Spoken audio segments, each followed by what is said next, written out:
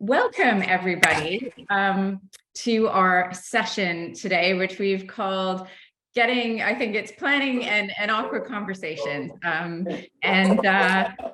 If everyone can just mute themselves, that would be great as well. I can try and mute you if you're not muted already. Now I pressed the wrong button. Hold on. Okay, there we are.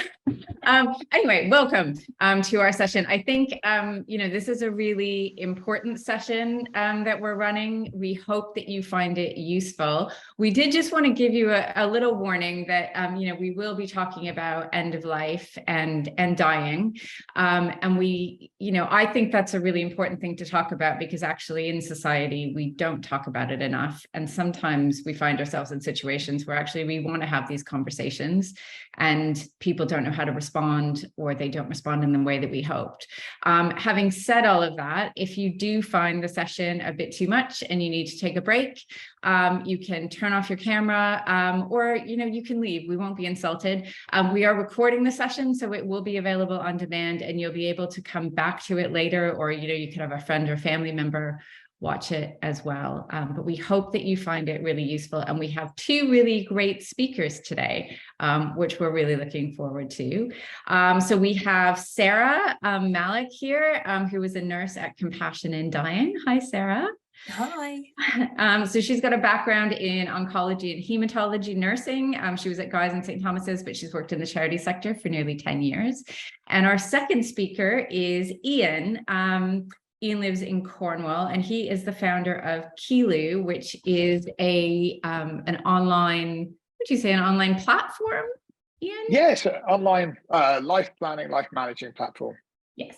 So Ian developed that after the deaths of his sister Jane and his mother Anne, and he's going to be telling us a little bit about his experiences and what brought him to developing Keylu. Just one other little housekeeping thing before we start. If you're joining us via the CrowdComms app and you have any trouble with your audio or visual, you can try leaving that platform and just joining direct via Zoom. The other thing to say is if you can't see all of us, you can play around with the view button in your upper right-hand corner of your Zoom screen, and that should allow you to either see a gallery view or the speaker view. Without any further ado, I'm going to introduce Sarah. And as I said, Sarah, she's got a long background in oncology and hematology, but also has worked at Compassion in Dying for quite a few years now. So Sarah, before you kick off your presentation, it'd be great just to maybe hear a little bit about the work that you do at Compassion in Dying and who you are. Thank you so much.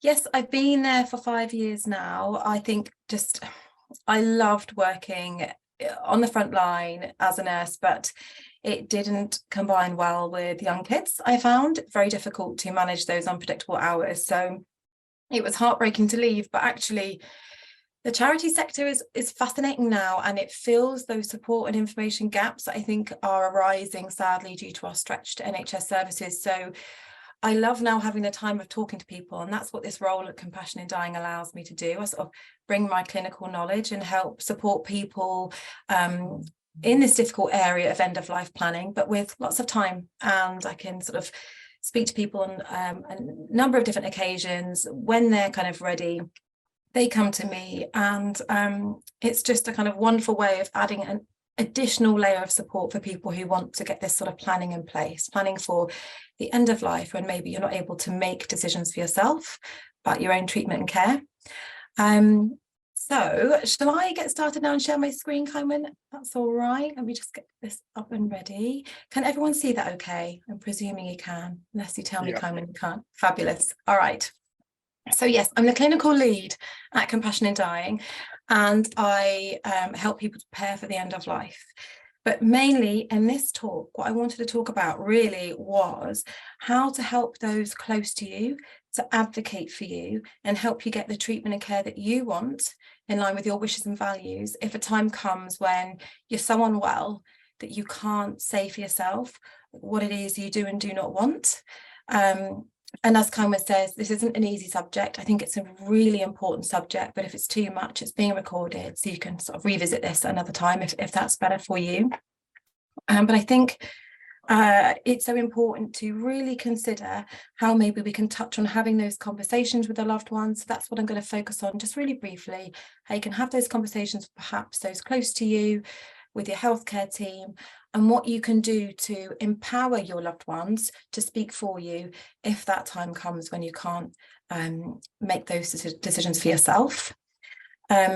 This is going to be, though, a pretty brief overview. It's just a 20-minute session. So if I come up with anything or I touch on anything you want to explore further, I'm really open for you just to contact me one-to-one. We can have a conversation. My details will be shared at the end. Okay. So in terms of who we are as a charity, our focus or our goal is to help people to prepare for the end of life. So that spans how to talk about it, how to plan for it, and how to record your wishes.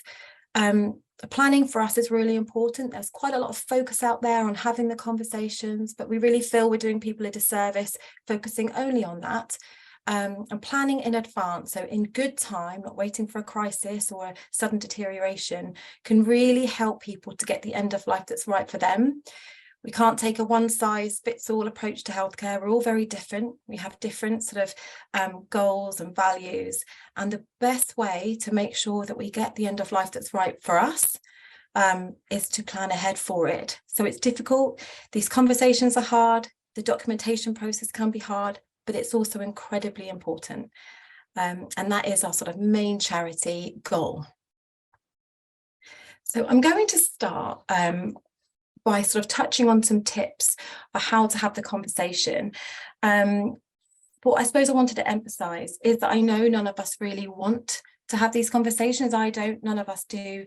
It's really, really hard. And as a result, it's something we tend to avoid. And what's clear to me from talking to people about this every day is that when we do talk about putting our affairs in order, we tend to focus on what happens to our money and our property after we die. Post-death sort of financial planning is far more commonplace than planning ahead for a time when we're unable to make decisions about treatment and care. And I understand that.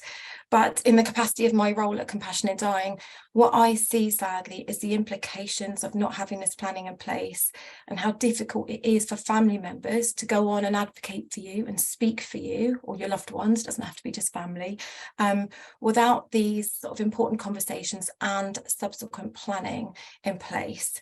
So I'm going to run through some tips on starting the process and what you can do to empower your loved ones. So before you start the process, this is a difficult thing in itself, I suppose. You need to think about for yourself what it is you actually want and what you want to say. It's not easy. I'm here to talk to you about this if you want to kind of explore that more on a one-to-one basis, but it's important that you start by really thinking through what you want. And when it comes to raising the conversation with those close to you, I would recommend sort of gently letting them know in advance that you want to have this kind of conversation, giving them a bit of warning. It's hard for you, but it's hard for them too, because they care about you. So without warning, they might feel a little bit overwhelmed if you launch straight into this kind of really heavy conversation. So I would urge you maybe just to sort of drop in a little warning one way or another that perhaps in a few days or a week's time, you would like to have this kind of conversation with them. And a lot of the advice we get is from people who have been unwell themselves or have supported people who are unwell.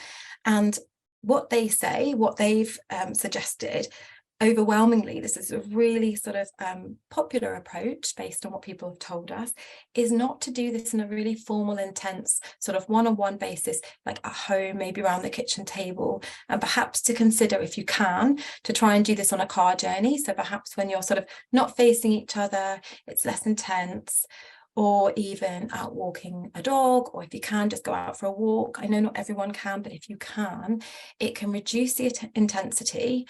Perhaps it's something about the neutral territory, and it feels less like you have to fill those awkward silences, and you just have time to think if you're not facing each other and you're just out.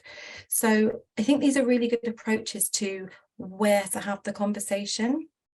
But another thing I would say is that it can also help to have a series of shorter conversations. It's so important to start the process, but you don't have to complete it all in one go.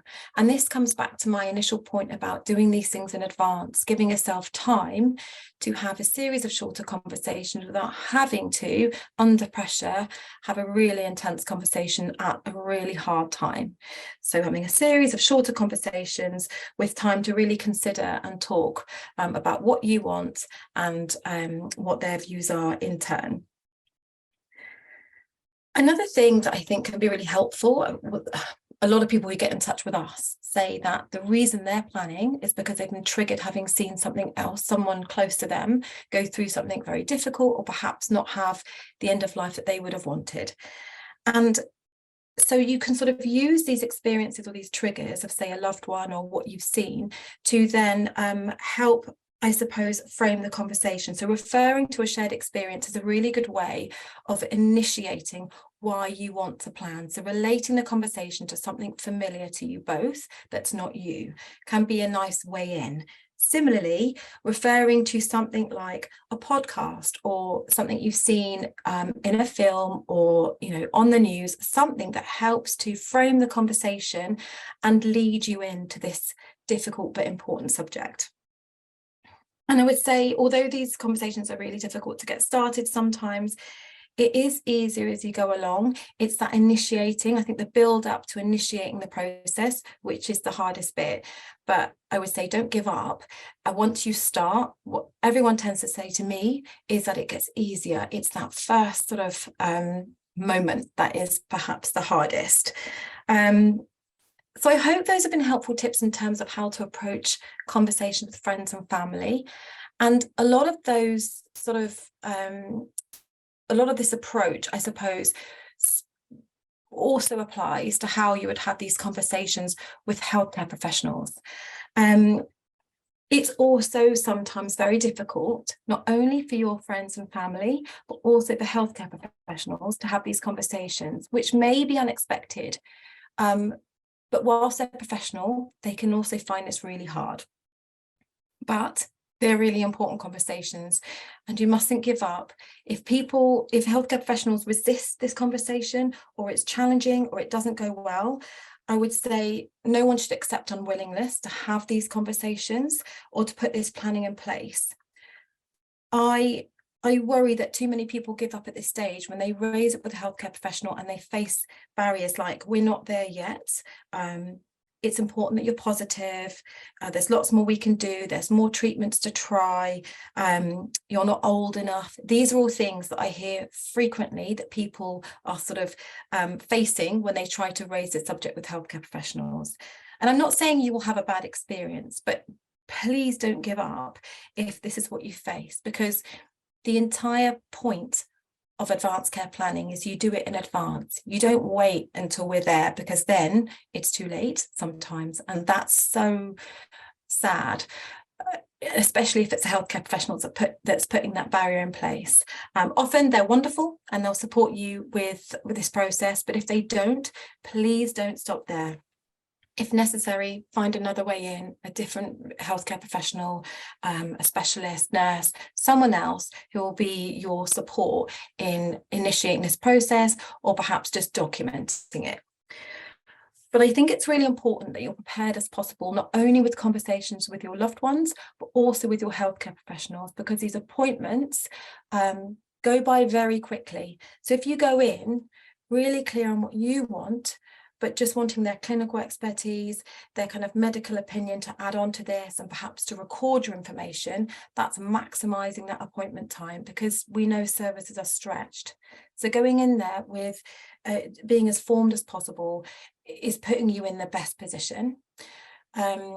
There's really good information out there. I'm happy, I think we're going to share our sort of publications that we provide as a charity at the end, and that will help you with starting the process of understanding your rights to plan ahead and what you can put in place for this time.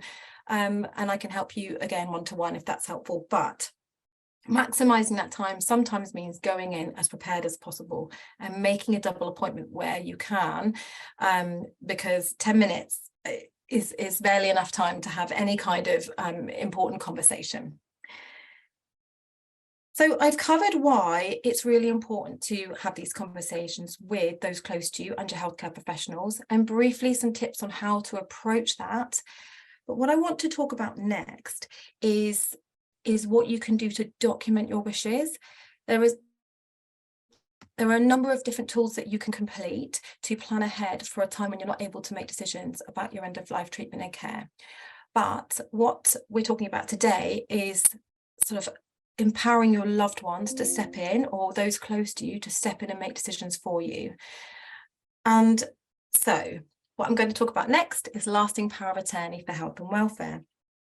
And there's two types of lasting power of attorney. There's one for finance, and that's not what I'm talking about today. I'm talking about lasting power of attorney for health and welfare. And that is when you give someone you trust the authority to make decisions on your behalf, but only when you can't make those decisions for yourself. So you complete this documentation whilst you're able to make decisions, and it can sit there for days, weeks, months, years, waiting to be used. It's only something that can then be used by your attorney when you're unable to make such decisions for yourself. So I think that's important to kind of understand. It costs £82 and you don't need a solicitor to complete this document. A lot of people don't know that. A lot of healthcare professionals sadly don't know that either. So I really want to kind of break down that myth, because it's a perceived financial barrier that stops people planning all the time. So, and if you're on certain benefits, actually there's sometimes no fee at all. So just to bear in mind, the only fee that is associated with this document is payable to that Office of the Public Guardian, the government body that processed this document, the OPG. If you use a solicitor, it doesn't make the process quicker unless you're not great with forms. It doesn't bump you up the queue because there are huge processing delays. This document is now taking, following COVID, almost 6 months generally to process. So again, going back to that point about doing things in advance and thinking about these sometimes healthcare professionals who say we're not there yet. If you wait too long, sadly, this form isn't going to work, because it's going to take 6 months from the time you submit it to the government body that process it, and then when it's ready back and can be used. So this is not something to leave until the last minute. So why is this document so important when you have people who are really willing to step in and make decisions for you? Well, the reason is that your next of kin don't have an automatic legal authority to step in and make decisions for you. And this is something that on average 50% of people think is the case. And sadly, I would say every day from family members who learn the hard way that they don't have a decision-making authority. And it's okay if healthcare professionals and relatives or those close to you agree. If everyone's in agreement, then it's all right. But if that's not the case, if there's a conflict between those close to you and the healthcare professional team about what is best for you, the only way those close to you can then make a decision on your behalf and have the legal authority to do so is if they have power of attorney in place. So if you have strong feelings about what you do and do not want, then this is a document, this is so important to get in place. They have the authority to make decisions about where you live, where you're cared for, all sorts of quite kind of low-level decisions like your routine, your diet. They could also refuse medical treatment on your behalf and consent to treatment on your behalf. Without this, your relatives cannot do that on your behalf. So it's just, I just hope that's really clear.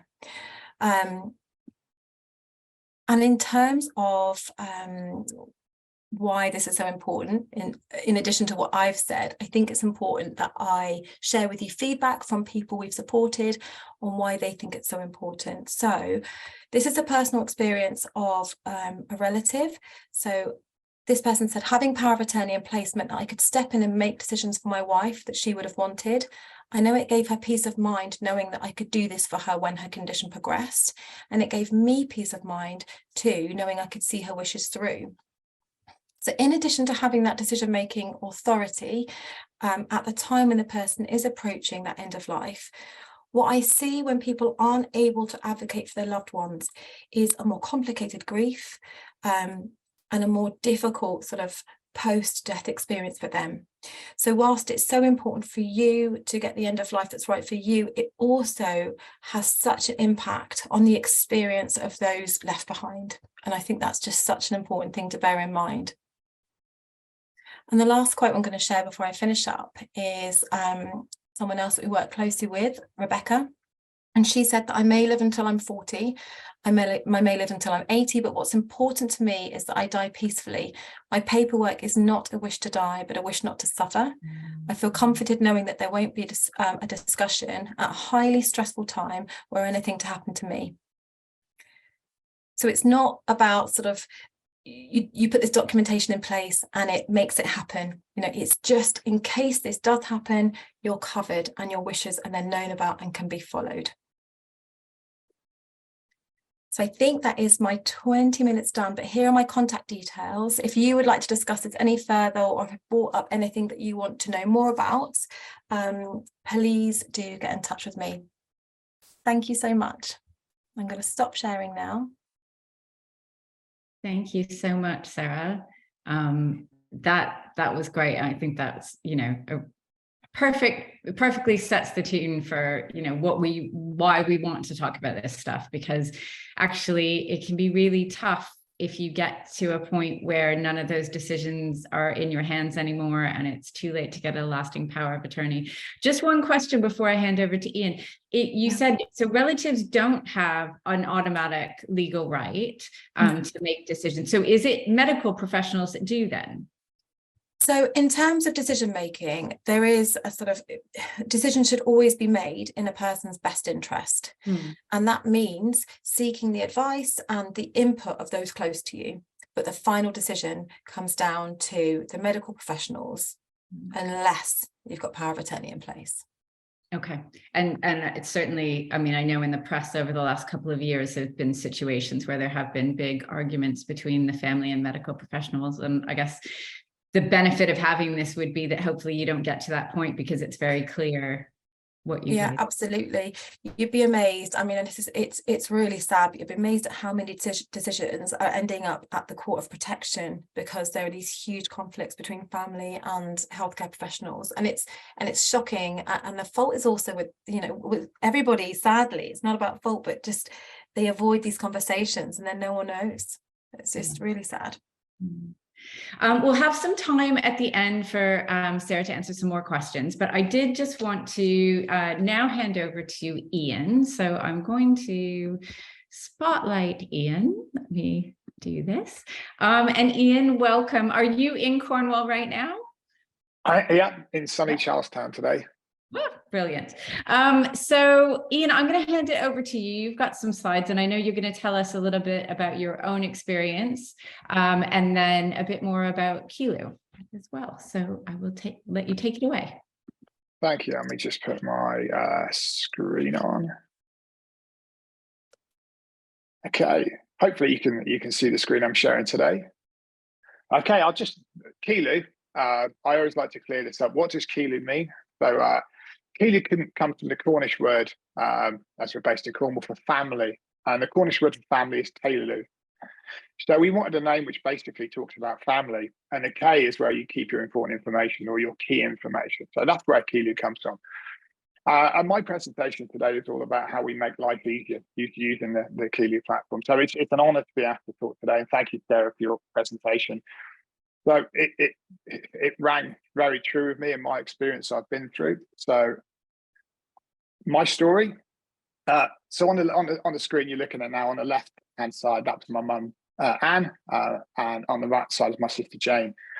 So my sister Jane sadly took her own life when she was age 28 after probably 15 years suffering from bipolar. I was living in New Zealand at the time.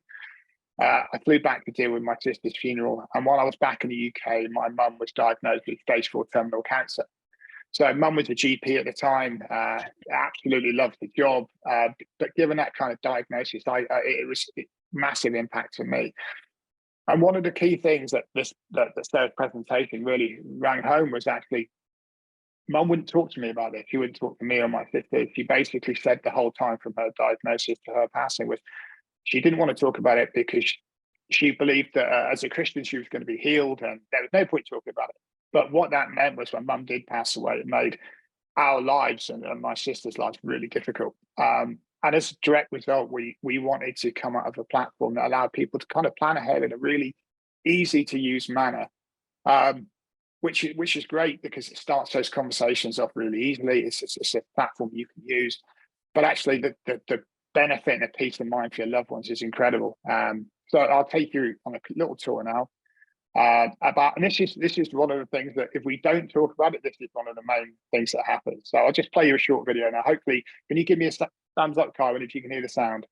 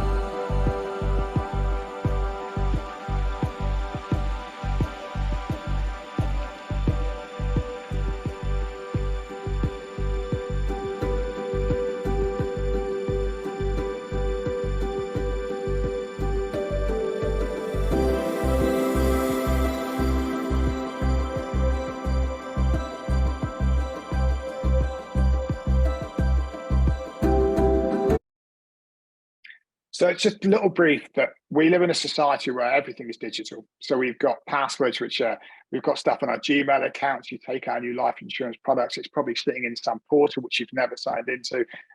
We live in a society where things are a mess. And what we want to try and give you and give our people with Keylu is actually peace of mind for you. And actually good end of life planning comes from good life admin. So if you get your affairs in order now, if something was to happen to you, life's incredibly easy for those you love.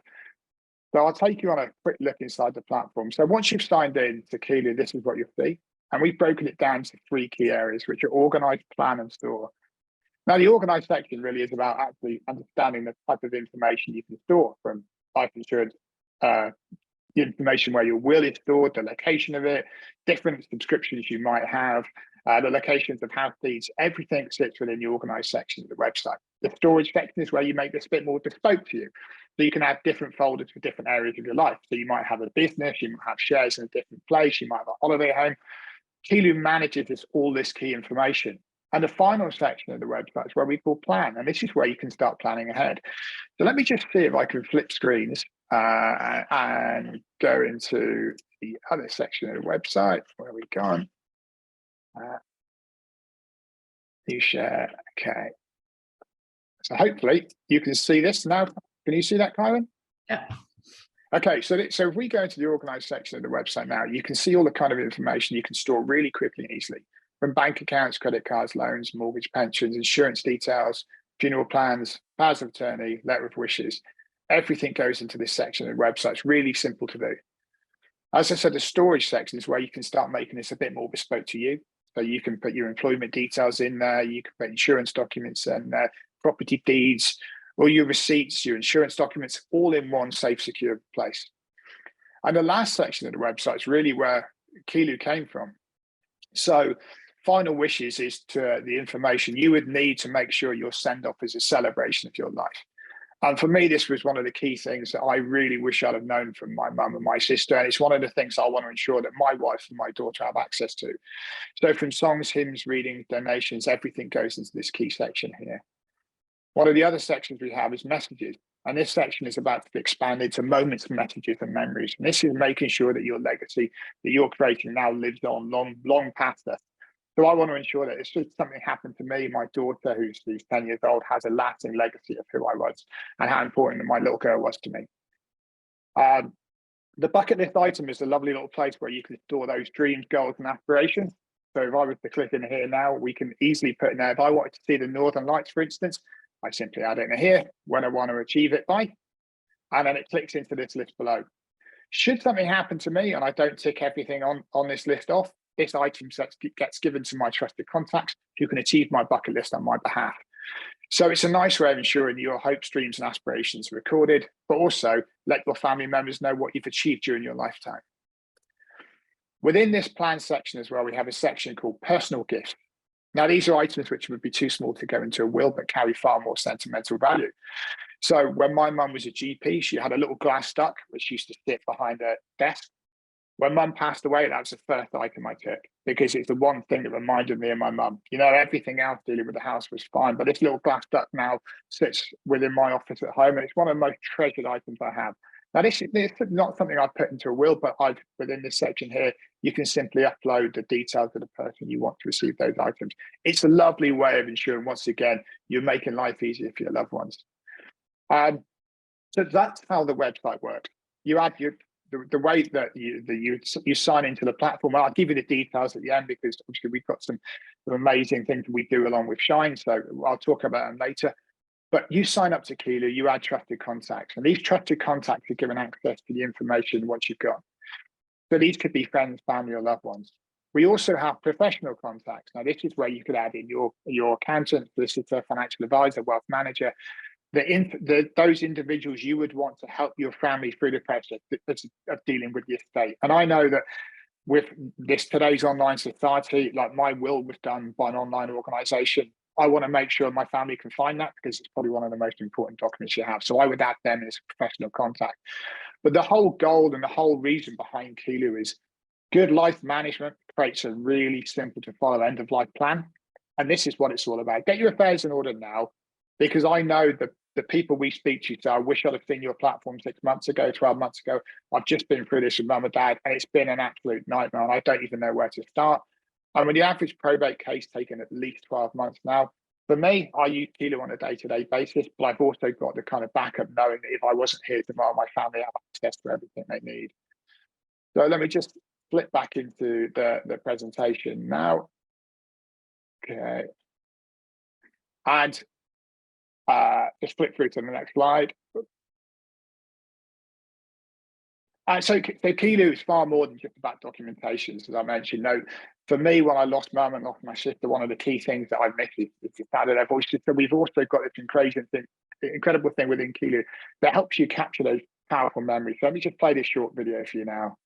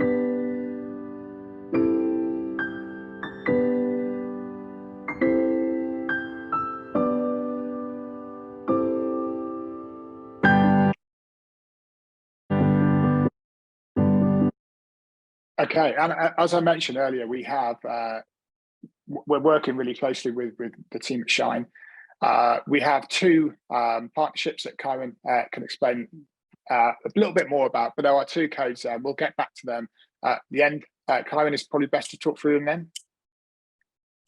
So yeah, so Keylu, it's incredibly close to not only my heart but the entire team's.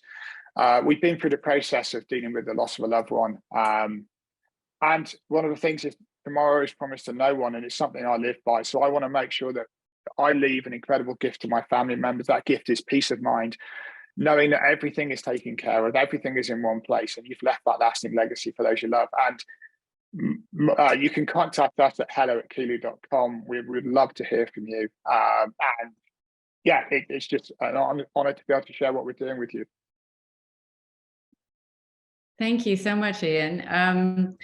Yeah, so I should say, so we've been lucky enough to develop a partnership with Keylu. We're always really conscious that, you know, we're a charity and we're not selling stuff, but I think, you know, Ian and I talked a lot about the fact that actually, if you can get the kind of life and death admin out of the way, it frees you up to live better, because you don't have it sort of hanging over your head. And I know Sarah feels very much the same way.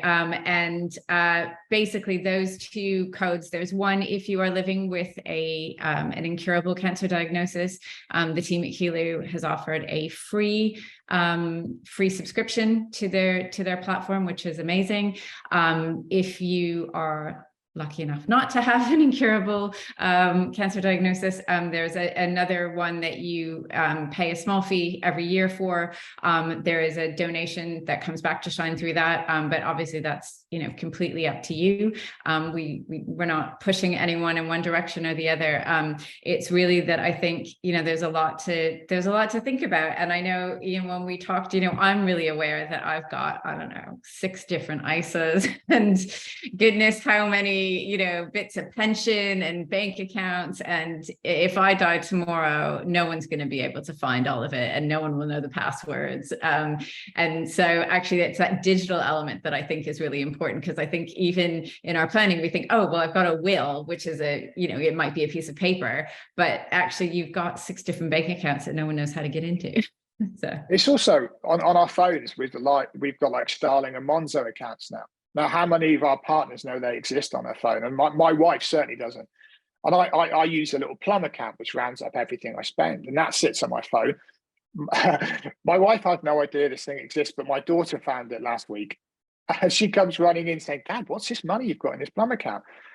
So although it's really easy to manage our kind of online affairs, but actually when you step back and you think, how many documents have we got and where are they? That's the real thing. Actually, just spending some time to go for your life admin is one of the best things you can do, because you know where everything is. Everything's kept up to date. Yeah, it's for us. It's just I want to make sure that if something happens to me, I've done all I can for my wife and daughter. You know, at the end of the day, that's it. Have I done all I can to make their lives easier? Then I can kind of sleep a little easier at night. Yeah, absolutely. Thank you so much. So, I mean, we've got a bit of time now. If anyone does have any questions for Sarah or for Ian, please feel free to pop them in the chat. I think the other thing I should say that I liked about Keylu is, you know, you can upload photos and voice notes and videos. And that's something I've heard from quite a few people like myself who've had cancer in young children. They worry, you know, well, my kids know my voice if something happens to me. And that sounds, it's something we don't often think about, but, you know, you want to know what your mom's voice sounds like, your sister's voice sounds like, and Keylu gives you an opportunity to do that. Or if you don't want to use Keylu, think about it and maybe think about how you want to make those memories and store them in a way that people can find them. It's, as you say that, Karen, let me show this. That's all I've got with my mum's voice on it. And I found that by chance going through the house. So it's been 16 years since mum passed away now. And that is the most treasured item I now have, bar none, because it contains a voice. And that's one of the main concerns for a lot of the people we speak to, is about making sure that voice is remembered.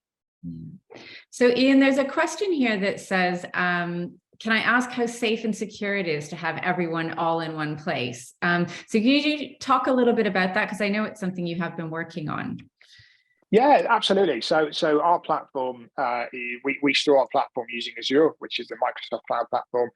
It's the most secure cloud platform there is. We use two-factor authentication and multi-factor authentication on sign-in.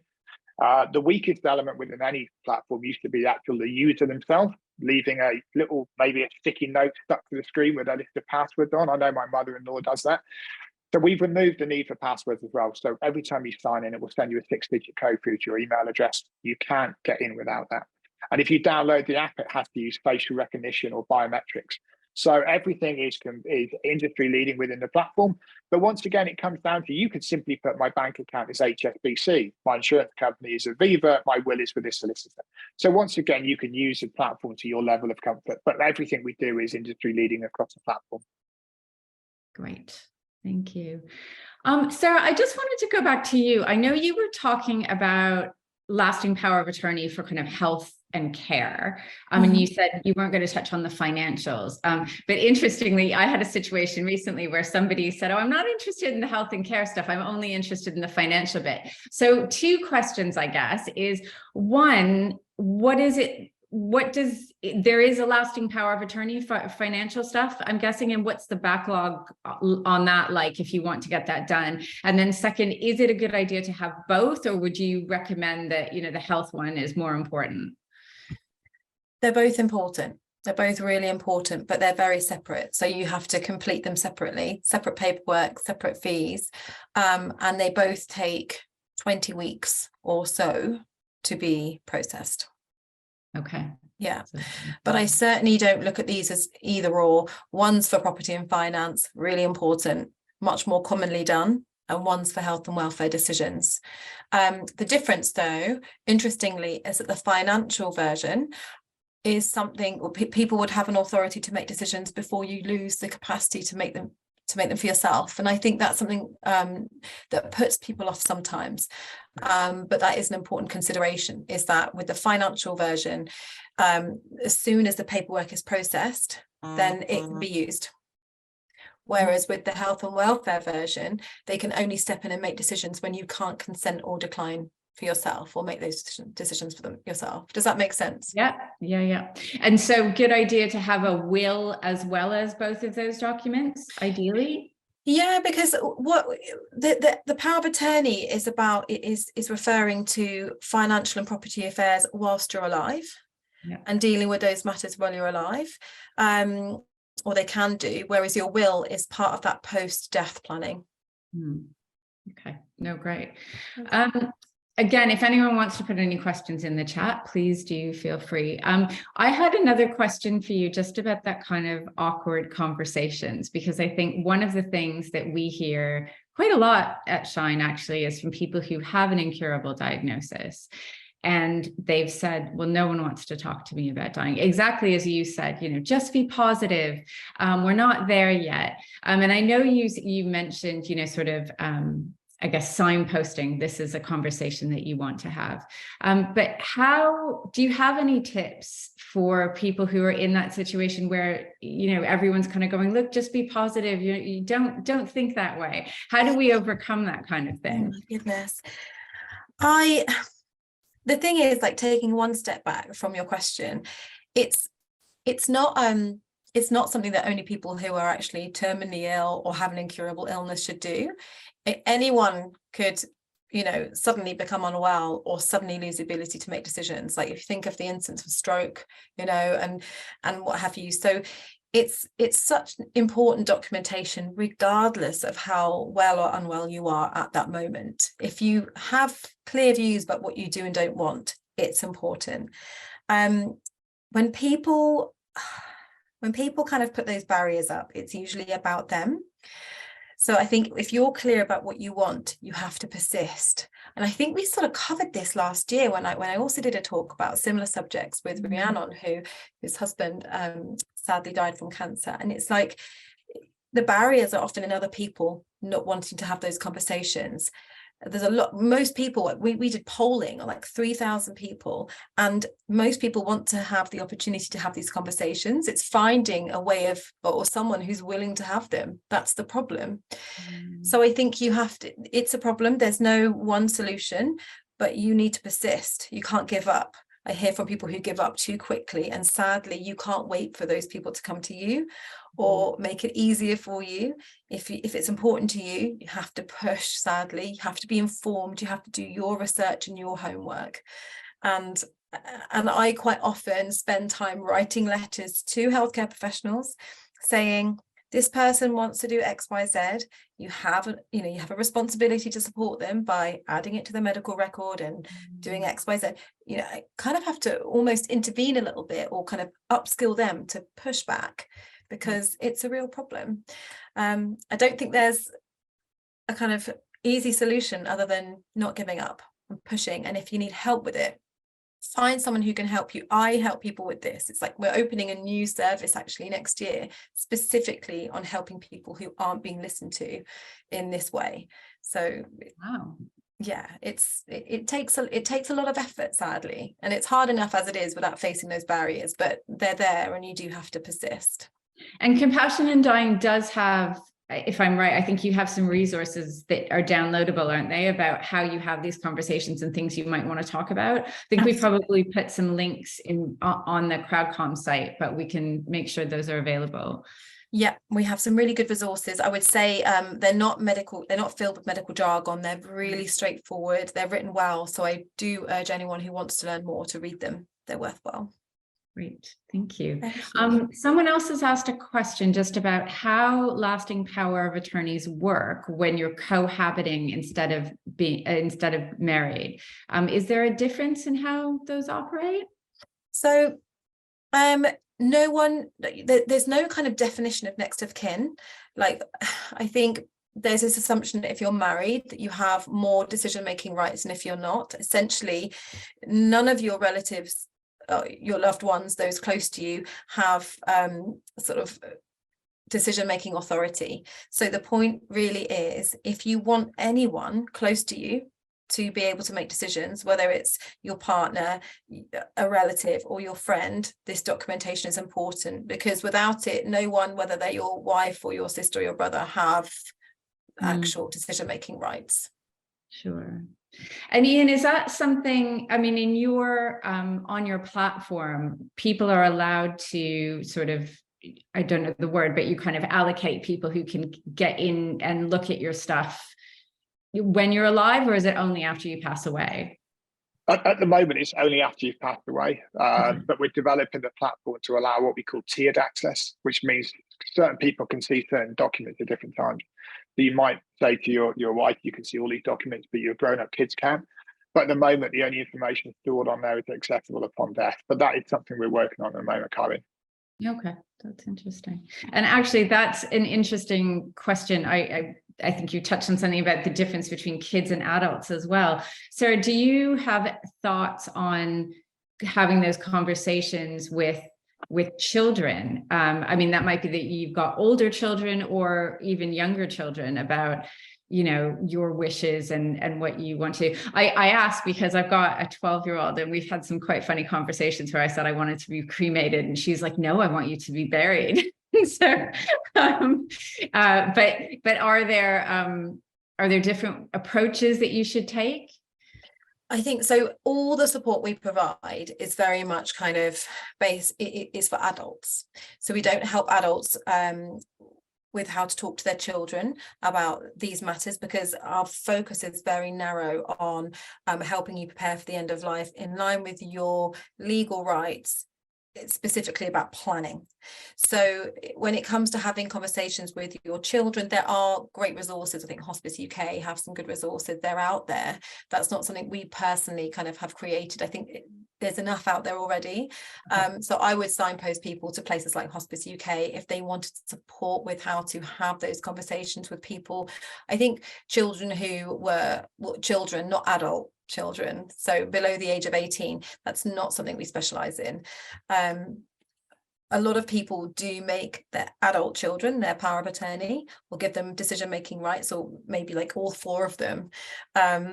And if they've got lots of children, they give them all kind of decision-making authority. It can work well, but you've got to think really carefully about whether those are people who, when they're so close to you, are able to step in and make really big decisions about end of life treatment. So it's a tricky one, but I've gone off on a tangent there. No, but you've raised another, sorry, I'm really interested. With the lasting power of attorney, do you have sort of recommendations on how many people you would give that to? Or do you see problems where you have 3 or 4 people involved and they have different ideas? You can have multiple, you can have one or more. Like you can have more than one person that you assign, and they can make decisions together or together and separately. Like there's different ways of assigning how people can make decisions on your behalf, and that's all part of the documentation process. But I think the most concerning thing that I come across is people do this without then reinforcing the people making decisions for you with any information on what you would actually want. So their role is to make decisions in line with your best interest, what you would have chosen, not what they think is right. Because when you've got more than a few people all trying to work it out, they might be arguing, and that ambiguity isn't helpful. So it doesn't help situations at all to have 2 or more people all saying different things. So the documentation is important, but it needs to be reinforced with really good conversation or additional documentation that highlights and clearly lays out what you want, because it's all about making decisions in your best interest, not what the people who are stepping in for you, what they want. And that can get really complicated when you're related. Yeah, and I think that's a really good point. It's kind of no good just having the document, but not doing the background work to make sure everyone understands what is in it and what that actually means. No, I actually, this is really interesting to be linking with Ian today, because I've started more and more to recommend that people either have video clips, recordings, written statements of wishes, anything that helps inform the process and evidence that as an attorney, you're making decisions in their best interest. Because that's what it's all about. We're sort of just trying to communicate that you're doing this for them, not because this is what you want. I'm going to keep them alive at all costs because it's my mum and that's what I want. Or is it, no, she would have wanted to prioritize quality of life over quantity. It's a really difficult balance, but additional documentation and evidence to support the decisions you're making can be very valuable. And actually, it's interesting you say that, because I've certainly seen through Shine, a number of people who have maybe really battled through treatment for a long time and got to a point where they thought, you know what, I'm kind of done. I'm done with treatment now. And I want to live however long I have left. And it can be quite a long time, but I just want to live that, not going into the hospital every day. But that can be a really difficult thing for the people around them to accept, to sort of, then you get people saying, oh, you've given up. And it's not giving up. It's sort of saying, well, actually, I want to take the Orient Express across the country, or, do something crazy. And I can't do that if I'm not feeling well because of chemo. So it's balancing those things up. And those can be really difficult conversations for people. So yeah, we can put them on, Ian, we can make videos. Absolutely. And one of the things my mum said, if she'd have gone back in time, she'd have done things differently. But we didn't have those conversations, Sarah, like you mentioned. It would have been so much better for us, because yes, I didn't want to say goodbye to mum, even on the last night when I walked out of the hospital. It was one of the toughest nights I've had. But by having that conversation earlier would have set the kind of steps in place for knowing these different stages, and would have been really, really important. Yeah. There's actually a great book, I don't know if either of you have read it, by Atul Gawande, on mortality, I think it's called. Being Mortal, that's it. Being Mortal. It's a great book, because he talks about conversations he has to have with his father as his father becomes more elderly, and just how we live. It's a really good book. Ian, there's one other question in here, which is about what happens to any photos, etc., after the subscription to Keylu ends, e.g. a couple of months after death. Will contacts lose access to personal items? Can they be downloaded? A couple of people are interested in that. Yeah, so Julia and Mary, what happens is that once somebody's passed away, we set a process off, and those trusted contacts will notify us. We verify the passing. Once that's done, those recipients can download all the information within Keylu. So everything in the storage, everything in the organized section can be downloaded in one location.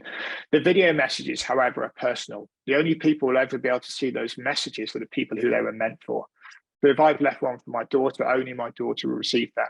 And we notify them during the process. So from the point of the account is opened, there's a 12-month process. After that point, under GDPR, we need to delete the information from the account, but we give the trusted contacts notifications on month 3, 6, 9, then again on 12 to say, have you got all the information downloaded? Do you need anything else? And I should say that as soon as that account is, that person's passed away, the charging stops. There's no more money coming out of the account if you are paying for Keylu. As soon as that account is activated, we stop payment. So, but then that person has up to 12 months, and then we'll notify them again and say, do you have everything you need from the Keylu account? If not, please download it now. Once we have sign off from all the trusted contacts, they have that information, then we can delete the account and make sure that's done under GDPR. So we're not keeping information about those recipients online. But as you said, if somebody needed an extra 6 months, we'll give them it. You know, our goal is to make that passing from one generation to the next as easy as possible. Yeah. That's great. And I always feel, you know, as we come to the end of these sessions, I think, oh my goodness, I need to go away and get all my bits of paper together and then go, yeah, really sort myself out. But thank you both so much for this, because I think it's just hugely informative and gives everyone, you know, a lot to think about, and also some really practical steps that they can take to get organized, and also to begin to have those conversations with the people that they need to have them with. Before anyone leaves, I'm just going to launch a small poll, which will give you the chance to rate the session. So hopefully you can do that.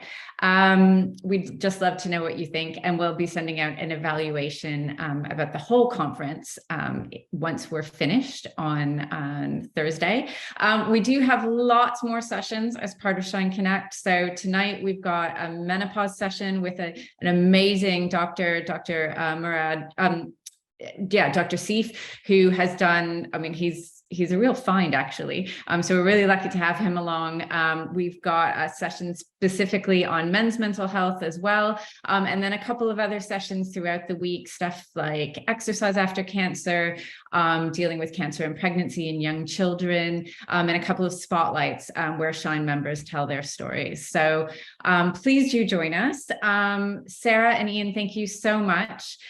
We will share your resources and share the video with everybody who's attended today as well. And please do get in touch if you'd like any more information. But that's it. So thank you. Have a great afternoon, everybody. Really appreciate you joining us. Thank you. Thank you. Thanks so much. Take care, everyone. Thank you. Thanks. Bye. Bye.